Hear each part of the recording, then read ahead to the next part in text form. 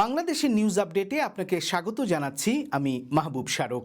সব জল্পনা কল্পনার অবসান ঘটিয়ে টি-20 বিশ্বকাপ ক্রিকেট থেকে বাদ পড়ল বাংলাদেশ। আর আইসিসির চূড়ান্ত সিদ্ধান্তে বাংলাদেশের জায়গায় খেলবে স্কটল্যান্ড। এদিকে দেশের ক্রিকেটের পারিপার্শ্বিক অবস্থানে অসন্তুষ্ট হয়ে বিসিবি থেকে পদত্যাগ করেছেন পরিচালক ইশতিয়াক সাদেক। বিএনপির চেয়ারম্যান তারেক রহমান বলেছেন, আইন শৃঙ্খলা নিশ্চিত করা এবং দুর্নীতি দমন করাই তার প্রধান অগ্রাধিকার। এদিকে জামায়াতের সমালোচনার প্রতিক্রিয়ায় বিএনপি জানিয়েছে, ভারতের সঙ্গে বিএনপির চুক্তি নিয়ে যেসব প্রচার হচ্ছে তা রাজনৈতিক ও জামায়াতের অপপ্রচার। এদিকে জামায়াতের আমির ডাক্তার শফিকুর রহমান বলেছেন, জামায়াতের লোকেরা চাঁদাবাজি করে না, তারা কোনো বৈষম্য বা বিভাজন চায় না।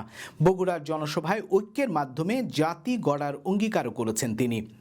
পঞ্চগড়ে জামায়াতের আমিরের জনসভা উপলক্ষে এলাকায় তোরণ, বিলবোর্ড এবং নানান কিছু বানানোর জন্য এনসিপির প্রার্থী সার্জিস আলমকে শোকজ করেছে নির্বাচন কমিশন। নির্বাচনের দায়িত্ব থাকাকালে পুলিশ সদস্যদের বডি ক্যামেরা পড়তে নির্দেশনা দিয়েছেন পুলিশের আইজি বাহারুল আলম।